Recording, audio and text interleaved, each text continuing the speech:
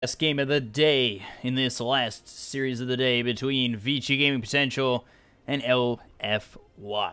LFY taking game one. It was a little bit, I'd say, one lane or two lanes. So it was maybe a little bit shaky for LFY. But other than that, they ran through it. They ran through Vici Gaming Potential quite easily and got the quick GG, taking that first game of this set of two. So we get right into game two. Gyrocopter Bane for LFY, Vici Gaming Potential, a little bit different this time with the Night Stalker, but it is that Night Stalker Disruptor combination where you have that nighttime vision for glimpse into the kinetic field. So I like the combination there already, but more importantly, I want to know what my co-caster Potom thinks of the draft so far from both sides. Alright, gonna start it with the bounce. So, Vici Game Potential banning out Earth Spirit, Omni Knight, Elder Titan. Pesky heroes, all banned out. Nobody with high damage output that can get dangerous for the Night Stalker, Stalker early on. Now, going with the Lifestealer and Nike, so they have a specific carry in mind they don't want to show off yet. A little bit interesting, they're banning out the Juggernaut, considering that LGD.Forever Young actually picked up the Gyrocopter first, and usually you might want to consider picking up the Juggernaut against the Gyrocopter. On the other hand, Bane is in the field and picked up by Forever Young means they might go for something along the lines of Nike's Juggernaut themselves. You already mentioned it, Night Stalker Disruptor being a really potent roaming combo, looking for those targets similar to Bounty Hunter Disruptor or Neek's Assassin Disruptor. Just a little bit more traditional pickup with the Disruptor, I must say. Potent roaming coming out. The third pick with the Shadow Fiend really shows off what they have in mind now. So, gonna make a prediction here. I'm smelling Terrorblade for Vici Gaming Potential. Could we see for a 4 position for LFY Bounty Hunter? 5 seconds remaining. It could work, maybe, but you gotta deal with Night Stalker Aghanim's gem at one point if he decides to go big, and then once that gem is picked up, you're gonna run into trouble with the Bounty Hunter. So. Also not the best hero to have the Shadow Fiend in the mid lane. They have the Bane to fill this kind of position where they try to restrict the Shadow Fiend. I could see the Clockwork pickup coming out for Forever Young. It would mean they have an answer to the Night Stalker. But we're gonna go with the Leaner again. Second time of the day we see it. We'll see if it's core or not too, so. LFY's Some old school Bane Leaner roaming combination, that would be nice. Brewmaster, Vici Gaming Potential as their potential offlaner, you could say, might be running him in a safe lane again. Looking at Night Stalker Disruptor, quite a good combination to go for an aggressive lane. Disruptor being able to trade out in favor of him most of the time, and Night Stalker not soaking up too much experience and rotating him with the first Knight. I must say, with the Leaner probably not being a Terrorblade, but I'm gonna say Terrorblade or Chaos Knight might fit the bill if they don't want to go for a hyper-aggressive lineup. Radiant team back. Yeah, that pretty much rules out the Terrorblade if you ask me, because that's not a hero you want to be up against if you're the TB. This is a pretty old lineup from Forever Young, contradicting the fact of the team name. This is something you would see like 3 years ago in the meta, right? A little bit, but they are doing quite well. I'm pretty sure they've already secured at least top 4, but why not play around with drafts a little bit? And I think Lina, at least from what we've been seeing in the Chinese scene, has been played around with, and they're trying to figure out where they can use this hero. And I kind of like that they've been picking up Lina a little bit more to try and figure out where she goes and where she fits best. So one hero we did not see that much in Chinese state as far as the Dark Willow, and while still available in this draft, not really a spot to fit in, the Weaver has been banned out. Interesting. Wonder where they want to go with this.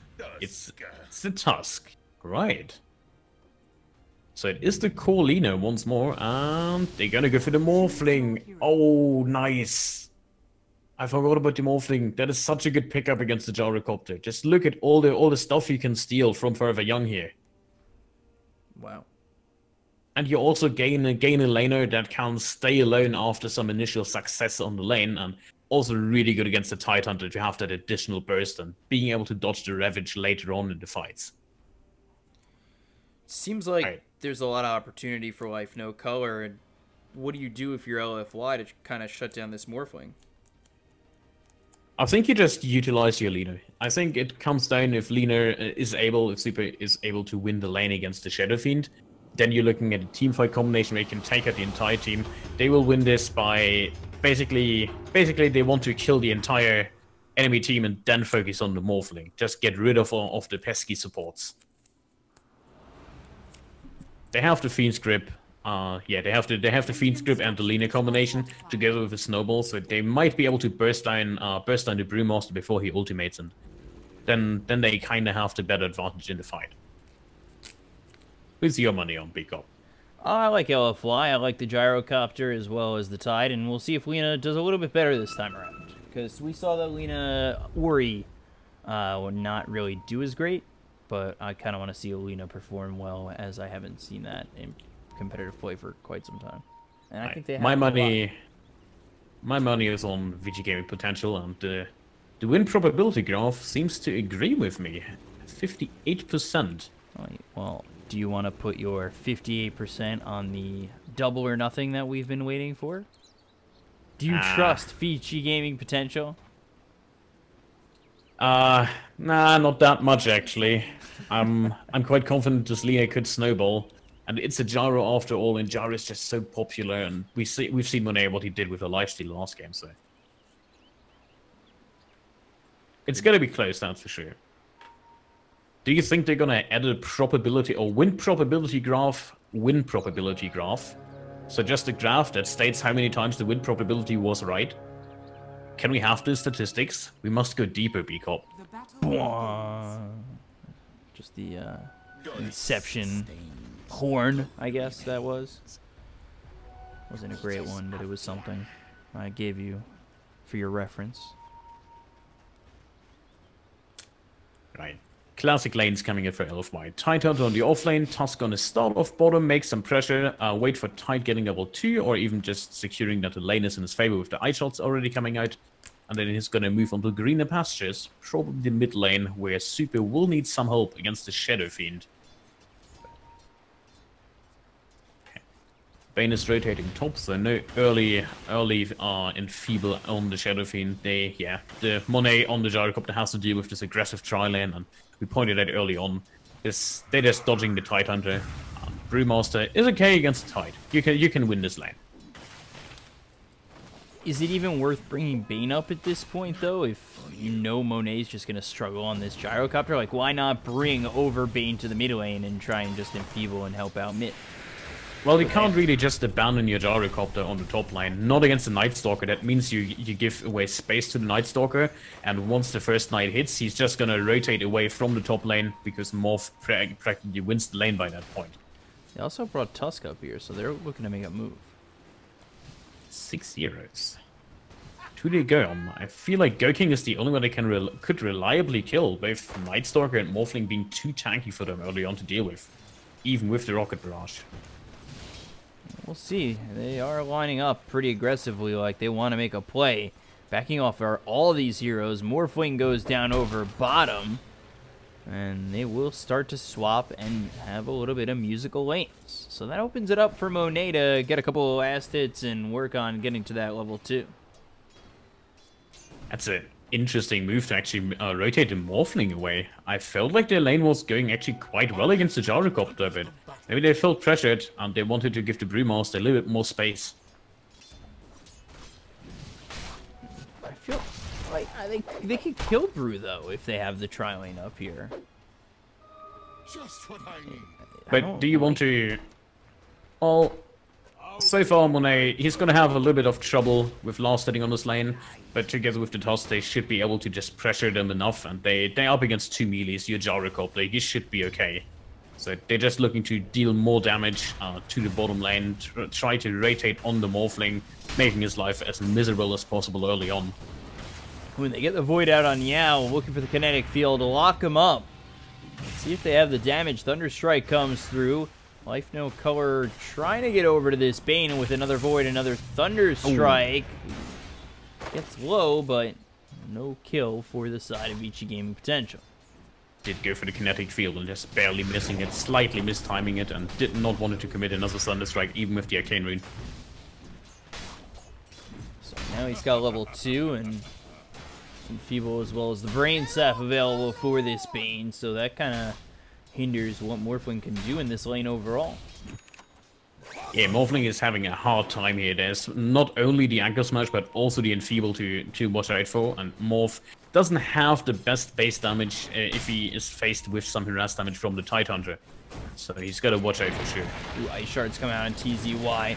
Homing Missile will fly through. They've got the Rocket Barrage. The body blocks are there from Afu as well as the Shards. So they're in a little bit of trouble with TZY. The Rocket Barrage is out. The First Blood is there, and it's on for Afu. Yeah, that's the power of the Ice Shards. That's the thing that Brew has to watch out for. There is that magic damage, even though he can prevent Monet from actually effectively last hitting most of the time. Rocket Barrage is the thing. That's one of the reasons why Jaro is so popular, because he can win lanes just because of that, and he has that damage potential once you isolate the target. So with the early advantage for LFY, they're already up 1,000 net worth. 4 minutes into the game. They're farming so well. And it's looking good for LFY this early on. But it is that first night, so we'll see what Night Stalker's going to do over towards mid to go after Super. Yao is here. Yao's ready to help protect. It's only Enfeeble as well as the Brain Sap, but a Nightmare at level 3 would definitely help Yao protect Super over mid, especially in this first night. They've also sent over the Tusk, so they're ready for Night Stalker to try and go in. Yeah, the position you don't want to be in is having your Night Stalker only sitting on level 2 in the first night. He's gonna try to rate it on the Tidehunter, but he's level 4 on the Tide. He has 2 points on the Kraken Shell, 2 points on the Anchor Smash, so he's not gonna get easily caught off guard here. If he lands the Anchor Smash even on one hero, he's basically fine in those ganking attempts. So they go over towards bottom. They want to get the kill. Thunder Strike is out. He's level 4. Kinetic Field will land. Still okay for now, and they've brought the Bane over, so now you gotta run away. You can't man fight this Tide, and the rotations come over and they get nothing again on the side of Vici Gaming Potential, continually opening up these lanes for the side of LFY. Smoke and coming in on Super in the mid lane. He's still level 5 on Super, slightly behind in experience. This guy might turn the tide here for them, but he's playing so defensive already, he knows it. Oh, they come over. There's the Void, there's the Kinetic Field. Super in a lot of trouble, gets the stun and the Shadow Fiend, that might be enough. He tries to run away, the raises are there, and Alucard taking out Super, evening the game up at 1, but the Brewmaster over top, they take him out. TZY, he hits the deck, and another kill over top this time again for Afu. And that's the second kill on the Brewmaster for a figure. He's doing quite well on the task, better than Night Stalker for the side of Vici Gaming Potential. And all the lanes are looking quite good, despite Lina dying once in the mid lane. They still break out kinda even. The top lane, Gyrocopter, is farming better than the Morphling, and Tide is just triumphant at bottom. He's just level 5 Tidehunter. He got ganked and he wasn't even halfway down. He's enjoying this. He has mana boots finished up. This is how comfortable he is. So. His farm's really nice and actually converging over mid again on the Super. Stun comes out one more time on Alucard. Another raise, a third raise, the kill. They look to maybe get DY, but there's the call down onto this Shadow Fiend. And oh no, can't get the Requiem out, and he will go down. Meanwhile, DY able to get out of harm's way over towards the top half of this river. So must be really happy with that homing missile from the Gyrocopter. Just working out for LFY to trade like that. So, Lina finding D-Ward as well, so Lina's gonna have a little bit more space. They did not get the kill on the Night Stalker. Super tried with the ultimate from Lina, but wasn't enough. One more tower hit was needed.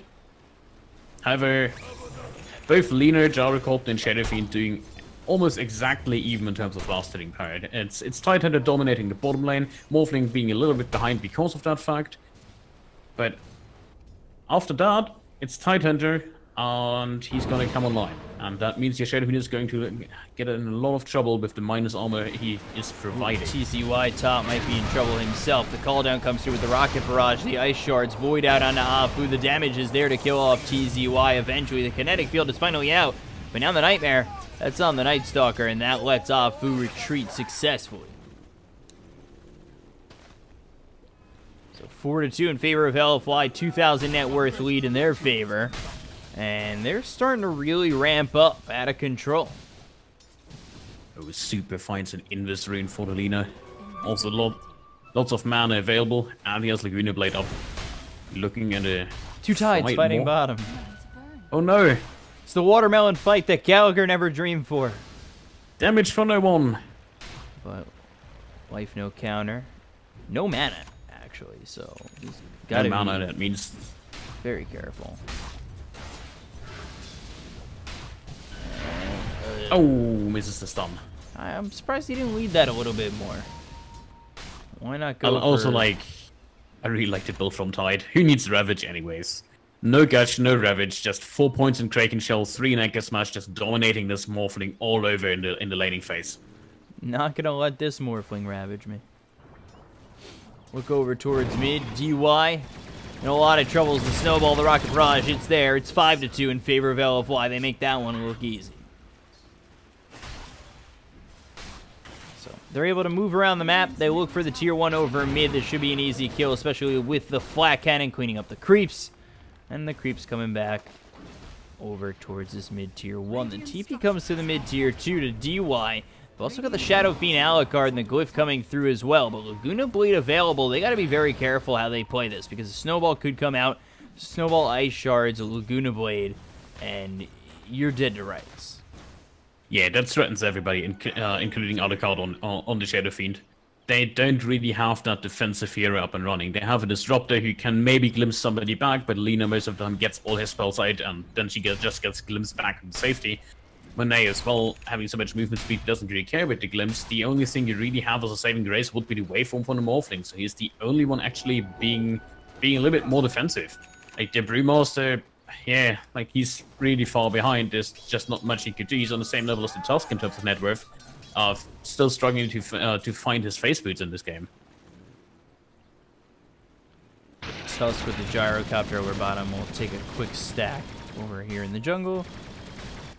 And Morphling all the way back over towards top. So this is an open lane for the side of LFY. You can't really be giving that up with this kind of lineup. Yeah, top. Look for the kill. They use the primal split for this. For a Bane. For a Bane. That says something, not so sure.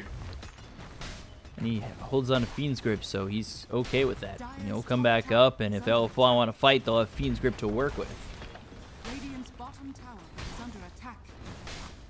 Yeah, but on the other hand, Monet is, yeah, they're trading out the bottom tower. They probably won't defend the top, not with the Catapult Wave coming in, Morphling and Chihiro is standing around.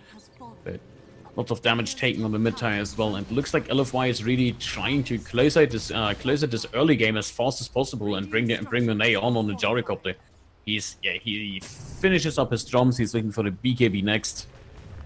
Here's the TP. And Inflame, he's got the Ravage ready. A little bit different of a build. Obviously, he's got that Arcane Boots early.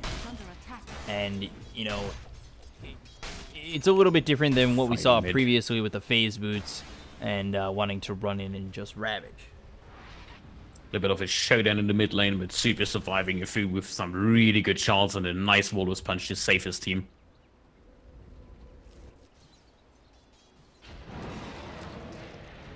Fiend's Grip is available as well for them. Probably want to go for a Smoke Gang at some point soon. Come on, press it. Now they're waiting for the stack. Or not. Come on. There we go. Smoke Gang goes out. Nice little prize would be Alucard on that Shadow Fiend. And they're probably going to find him. They have Fiend's Grip. Nice shards come out. They don't even need to use Laguna Blade. But it was on cooldown anyway, so it doesn't even matter. But yeah, that being on cooldown wasn't a problem.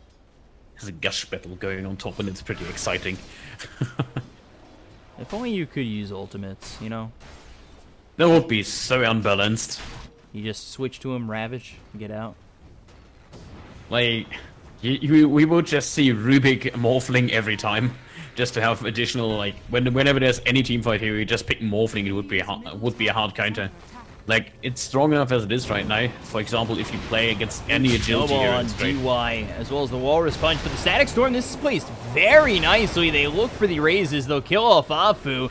Yao is here with the Nightmare coming out, but there's the waveform. Monet hits the deck as well. LFY in a little bit of trouble here as the Bruce Split is going through all the way to Super. They're going to try and kill off this Lina. They've got the Bane. Silenced up is the Tidehunter. They'll take out the Lina, so 3 heroes gone here on the side of LFY and nothing dead on Vici Gaming Potential.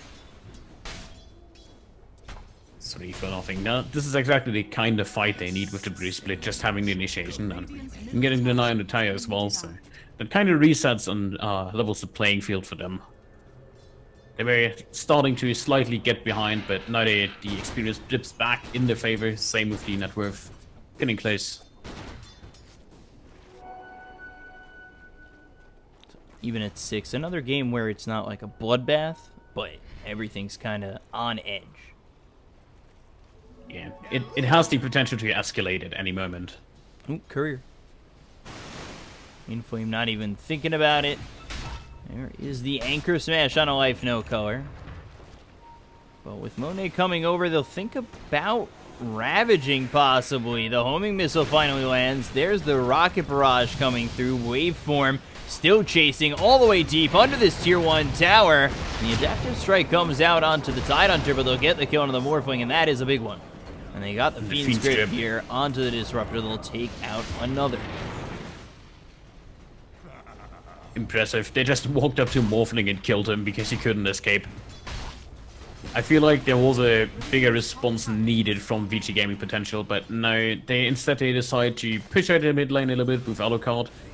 With the newly acquired Shadowblade he finished up, and DY is pushing at bottom, but you lost the T1 tire, you lost your Morphling, you lost the Disruptor, all in exchange for not even the Ravage. Like, you had really good trigger discipline on the Tidehunter. That was just the Fiend Script, and that's online in 1 minute again. Bane. Think I'm out going in. So 3,000 net worth lead here for the side of LFY. Pipe Arcane Boots for Tidehunter. Any Blink Dagger thoughts, you think, for Tide? Is Super in a lot of trouble. A lot of trouble. The raises, the Yule is trying to stay alive with the Void, now gets the stun, still alive. The Crippling Fear comes out, and they keep this Lina alive while taking out Alucard. The shards are perfect from Afu. Come on now, it doesn't matter what hero he plays. Meanwhile, on the back lines of this, Static Storm comes out on a Yao. Thunder Strike doesn't kill him with the Urn. That'll heal him back up. They get nothing out of this, for real? Darn. Really this surprised.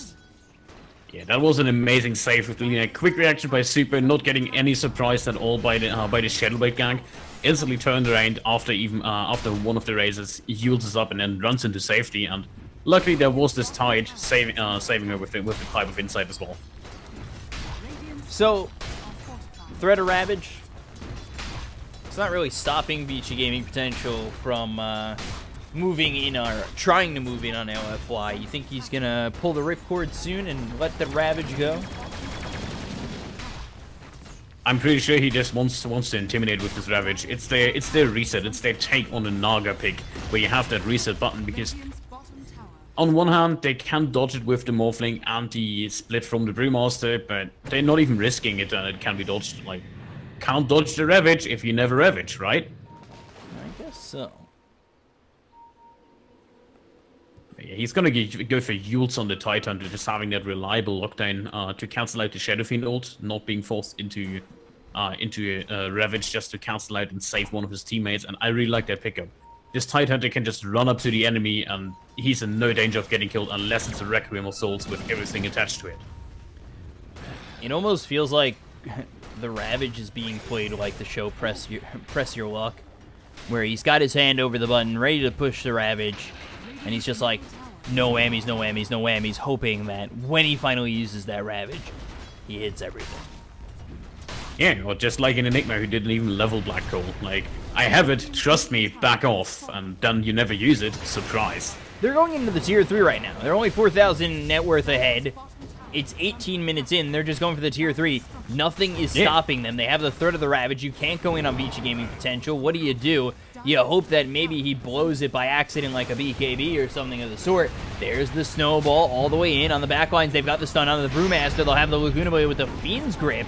They actually get this kill. They charge up the Requiem. Don't actually let that off either. And now the buyback from the Brewmaster. Morphling, meanwhile, still over top. The Flat Cannon comes out. DY dead.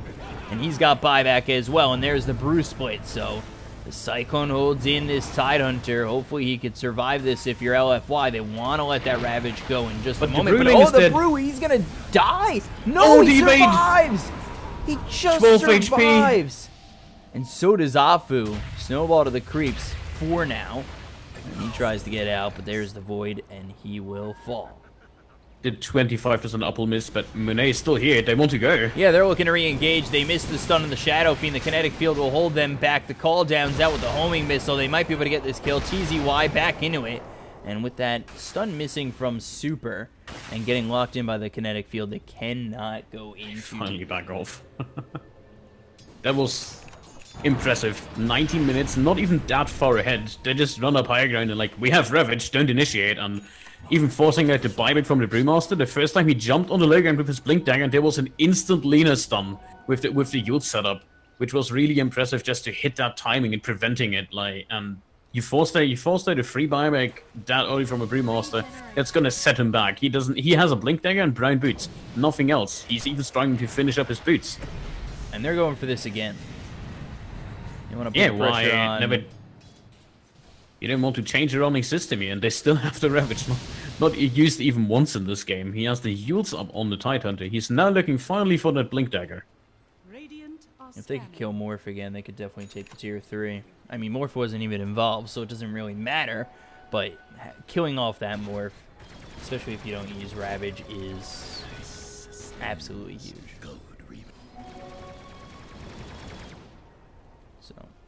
Let's see what they can do. They have the haste on the Tusk. DY just farming up the jungle over here, but this is a bit of a problem. They don't end up getting him, though. Morphling just stuck here in the trees. He does have a TP. I guess he just wants to waveform out and cut the creep wave off on the next one. Yeah, he has the Lincoln Sphere, so he doesn't run into trouble with the Yult Scepter. He only has to watch out for the Lena Stun or Fiend's Grip. A gift from the Tempest of Battle. Yeah, and a wave from there, gets another wave, and it's only Yawer, so he can't even catch him. Yeah, could Nightmare Fiend's Grip if he was lucky, but not gonna find him. Still just a 4,000 net worth lead. So. Well, only a 4 kinetic lead, but you have it on the important heroes. You have it on the Tidehunter and on the Gyrocopter. And with the BKB finished up on Gyro, it's a 10-second BKB. And last time they ran up high ground with virtually nothing, not even a Ravage. And now they have a BKB and the Ravage with the Yults from the Tide. They had Ravage available. They didn't use it. I mean, they could go get the Aegis if they really wanted to, but they're over bottom with the Snowball. They'll find DY. Rocket Barrage comes out with the Gush. So get themselves one, no buyback. This is looking fairly grim for them. LFY can just probably not end the game, but they're going to get a substantial lead. They might even choose to go for a Roche. They're all heading towards the pit, so we've seen that in the previous game as well. They're going to pick off on one of the core roaming heroes, in this case the Night Stalker, and then they just go for the Roche and secure it. And with this, we've seen it so many times. The Gyrocopter that early together with an Aegis is just a high ground and 3D take.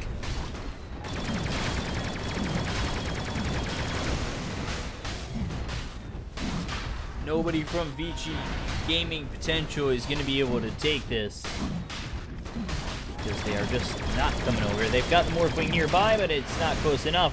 And there's the Roche down, and the Aegis picked up by Monet. So Monet with 2 lives ready to go.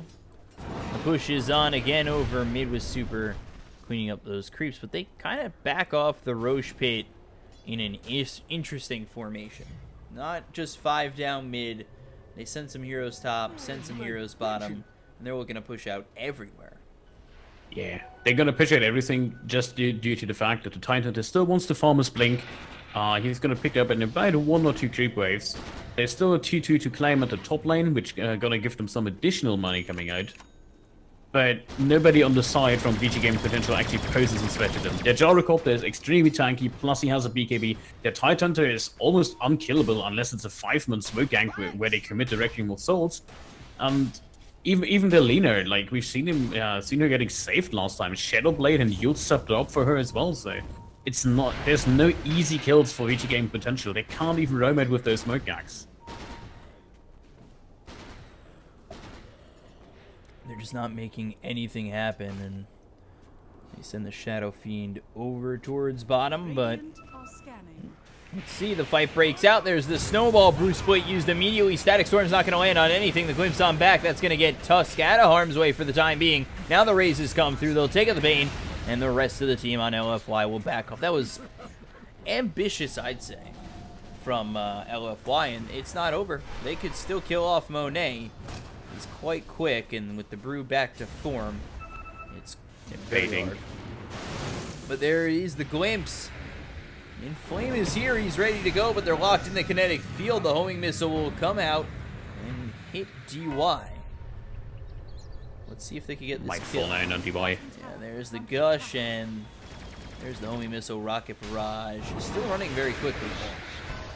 Finally get that Yules, and they'll get that kill. So it ends up being a 2-for-1, at least for LFY. They're already pinging down the mid lane. They just found a DD rune for their Gyrocopter. And he just picked up the Eagle Song as well, so free agility coming his way. More damage, he hits plus 300 already. And guess what? That Ravage is still up. We're 25 minutes, this Tide is dominating everyone, and he still hasn't used the Ravage even once. It's the ultimate bargaining chip. Yeah. And I'm still thinking no whammies, no whammies, no whammies. Stop. Laguna Blade gets the kill with the Ice Shards coming through. As well as the Light Strike Array. They'll get the kill on a TZY. No buyback. 53 seconds on the sideline. They could just go tier 4s if they really wanted to. Yeah, they're gonna play it safe. We're used to seeing this from them. They just secure the game in the most safe fashion they can. That's gonna be a second line of ranks because they can't really fight against this Ravage. There's just nothing they can do versus this Tidehunter. There's also still the Aegis on the Gyrocopter. And they're not only going to take this tier 3, but they're going to look at taking this set of racks. But the backdoor protection. Morv actually cutting the wave, so that's a nice play from his side. Ooh, Glimpse on back on the Yao. There's the Nightmare. Maybe they look to re-engage, but let's take a look. The Requiem comes through. The Walrus Punch on the BKB to Alucard. Snowball to avoid these raises. He goes all the way to these creeps in the neutral camp. Afu able to blink away. They don't even get the kill there, and it looks as though Bane got out too. And nobody absolutely died. Nothing. Yeah, they get nothing after such a... They had a Glimpse. They have the ultimate chasing heroes. They have a Night Stalker who runs people down. They have the Glimpse to work with. They have a Shadow Fiend with so many mobility. Where do you go from this? Like, this is almost hopeless for them. They just can't find a single kill. The Aegis is about to run out, so they don't even need it. We'll see what happens when Morphling finally gets involved in these fights. Do you think we're going to see at least one Ravage in this game? I just want to say no for the fun of it. That would be... I mean, they literally... They picked the Tidehunter for the Anchor Smash. That's all they needed to do. They're gonna win with the... Ooh, over top. Lina has the Shadow Blade. And a one-button escape, and no true sight from the side of VG Game Potential. Look at the smoking mid. They're gonna find Alucard. He's out of mana. There's the blink with the Yules. Ice Shards placed down BKB, but hey, got a Fiend's Grip. Got a BKB of my own, and now there's finally the Ravage. Alucard will fall, so will DY. And Alucard does have buyback, but it is looking quite grim. The Aegis is reclaimed, and let's see what they can do with 3 heroes alive. Maybe LFY could force the buyback. They're waiting for their creeps to come all the way through. And there it is. There's the buyback. If they kill the Shadow Fiend, that could just be it. But there's the Bruce Split. They going on to this Tidehunter. Tidehunter, who for the first time doesn't have that Ravage. The glimpse on back with the blink is away from Afu. They're looking for something from Vici Gaming Potential. The waveform forward with the adaptive strike onto Super. But now, Life No Color getting a little bit low with the Light Strike Array. Laguna Blade, they'll get the kill. Down goes the Morphling. 56 seconds, no buyback.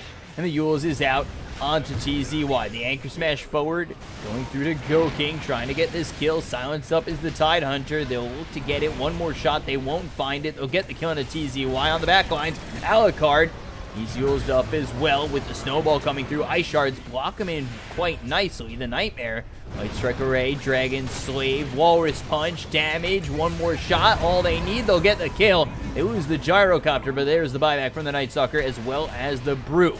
Super needs to run away. One more shot from Killed, and there's the Void to get the kill. The Glimpse to stop Yao from TPing away with the Silence coming through as well as the Spirit's Vessel onto the Spain for Diane LFY, but plenty of buybacks used just to get that.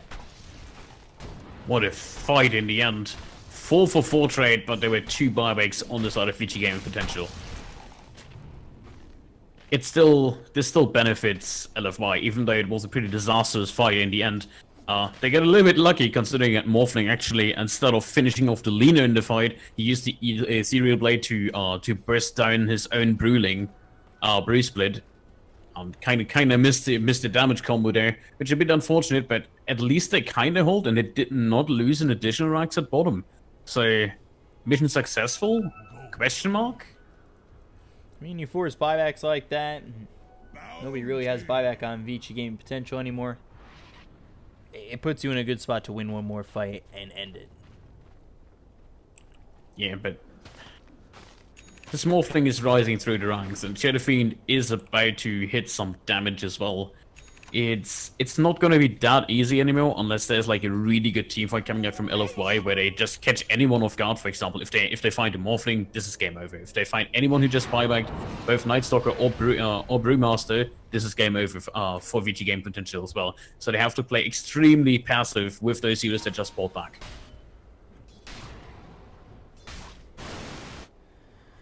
They have Ravage to work with this time around, though.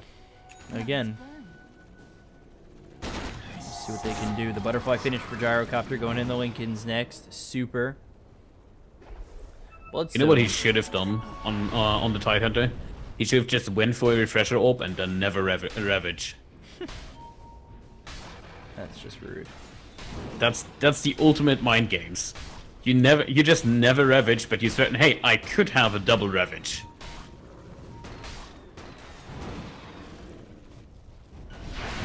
So let's Makes see Sean this up in Alucard. 30 seconds.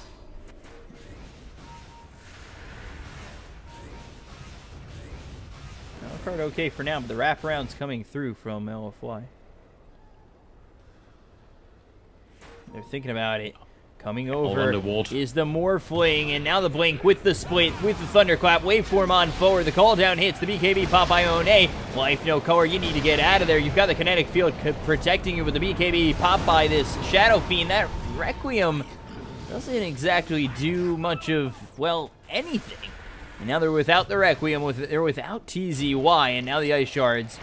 That'll push Go King to the side with the snowball hitting onto the Night Stalker. Static Storm laid down again. Go King has just been missing these Static Storms. Laguna Blade out onto the Night Stalker. Meanwhile, on the back lines, Afu drops to this Shadow Fiend.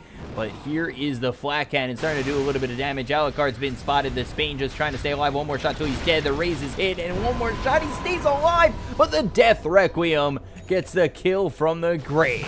And now Morphling comes in with the E-Blade cleaning up Monet. But is that enough? They've got Ravage to work with. Life No Color is the damage there for this Lina. Doesn't look as though it is. Health.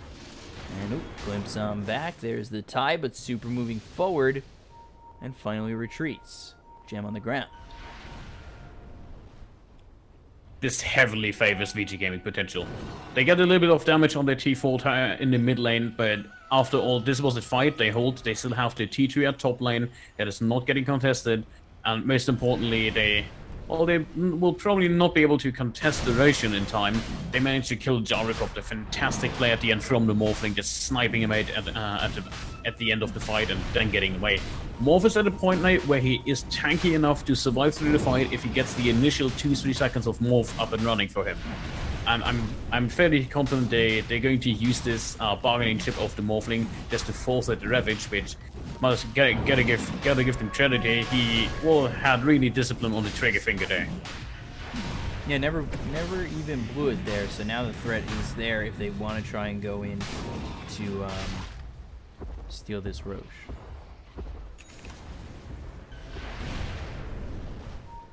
Roche out of the pit. They hesitate the Roche. Disruptor nearby. There's the Dragon Slave thrown into the Roche pit as well as the kinetic field. TZY maybe looking for something. They're trying to finish it off. They know the kinetic field is there with the Blink got forward with the Bruce Blade. Now they've got themselves the E-Blade as well as the Adaptive Strike with the BKB pop by Monet. They look over at Life, no cover, but there's the Walrus Punch. Super gets the kill on the Brewmaster, and now they look for more with the Snowball coming through as well as the Laguna Blade. They'll get the kill on the Morphling down for 77 seconds. No buyback, and that is Aegis and Cheese in their hands as well. And again, no Ravaging committed. Well, they could just fight to sleep on Disruptor. He's dead for sure. Fiend's Grip onto the Night Stalker, but Disruptor uses the Static Storm to make sure he stays alive, and Disruptor into the trees. Anchor Smash, not on my watch. And now down he goes, and they take a look over for the Night Stalker, but he's into the trees safely as well. Radiant's bottom barracks are under attack. Yeah, but that's the second line of rank, so is it? Ooh, Requiem. Monet loses his first life. They think about the Ravage, but the BKB is here, and now all the way back into the base. They'll just go for the racks and try and force out the side of each game potential, possibly into the Ravage. They're not too careful. It won't be Mega Creeps. They're just going to get a second line of ranks. They can't enter the game right now. They're not strong enough for that quite yet. Or probably don't want to risk it. There's a Lincoln Sphere coming out for the Gyrocopter now. I think they could go for tier 4s and end it, but that's just my personal opinion. But you shouldn't risk it. The Morph is just up, and he's at a point he just finished up his BKB as well for 10 seconds BKB. Of course, they didn't, no doubt, but do you want to risk it? No. You'd rather just reset, utilize the shrines, get some farm up. You're going to finish up the next item on the Gyrocopter coming in right now. It is going to be the Lincoln Sphere for him. To have that protection against it's good against the E-Blade, it's good against the Glimpse, it's even good against the Brewling that keeps lifting him up so he doesn't get forced into his BKB as much. So they instead of just reset, I'm not sure if they want to go for a smoking or just straight up go down top lane, because they have the advantage at both the mid lane and the bottom lane. They're going to keep pushing in. They have the smoke available to them, but meanwhile, it's Vici Gaming Potential who use the smoke. There's the Bruce Plate, not really netting them much of anything except for a Cyclone onto the Tidehunter. E-Blade comes through, Monet getting very low, and now he pops the BKB. They look over at Life No Cover, who's got the BKB as well. The Flat Cannon's doing a lot of work with the Rocket Barrage coming through. It's the Brewmaster getting a little bit low with the call down hitting onto a couple of these heroes. On the top end of this fight, you've got Alucard. There's the Ravage hitting on a bunch of these heroes. Now they look over the Morphling. They'll get him low with the Laguna Blade. They'll get the kill. Static Storm on 4 of these heroes, but Goking, he'll be the second one to drop. Super in the Static Storm. He's the first one to fall for LFY. Down goes DY. He's the third one to hit the deck. And now they look at TZY. He's run down with the Rocket Barrage as well as the Homing Missile. He has buyback, but it's 4 dead. Triple kill here for Monet. And the only one getting away is the Shadow Fiend. Meanwhile, creeps are pushing in over mid, and LFY pushing in over top. Yeah, then this is probably going to force at least the Brew buyback. However, there will not be another Primal Split for 60 seconds. Morphus down for the count for 40 as well. No buyback on his end. This is just... Monet is practically unkillable, same with the Tide. They just don't take enough damage in doing the entirety of the fight to remotely get bursted down. We saw a nice play coming out by the Morphling with the Stone Flag Cannon, turning back, morphing into agility, dealing a lot of damage to everybody, but Tide doesn't care about your damage. He has Guardian Graves and Kraken Shell. There was just nothing coming out, and now they're going to claim at least Mega Troops here. DY crippling fear, but there's the blink forward with the Yules. They've got the kinetic field to keep him away, but Laguna Blade is out onto the Night Stalker, but Nightmare will tactical save.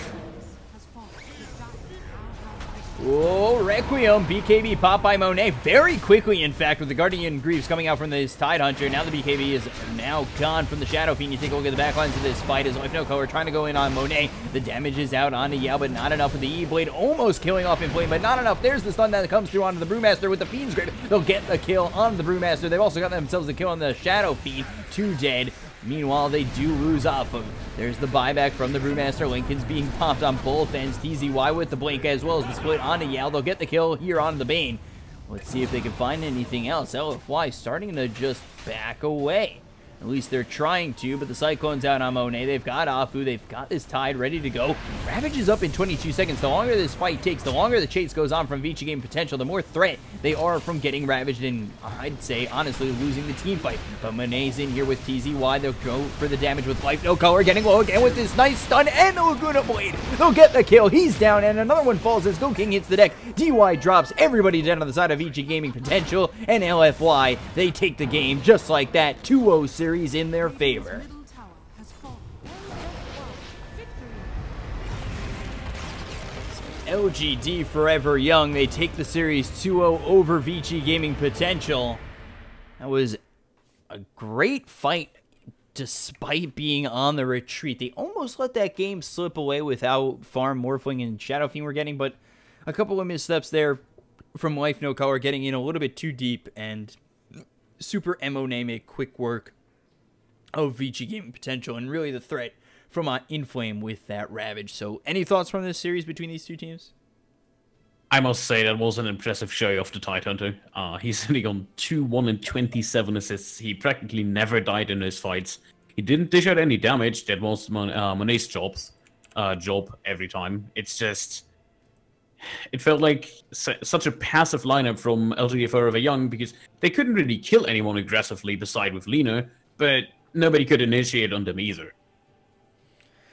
Yeah, it just seemed like that threat of the Ravage did so much in this game, and I mean, if you're ever trying to explain what threat of the Ravage is, this is a perfect game to show them.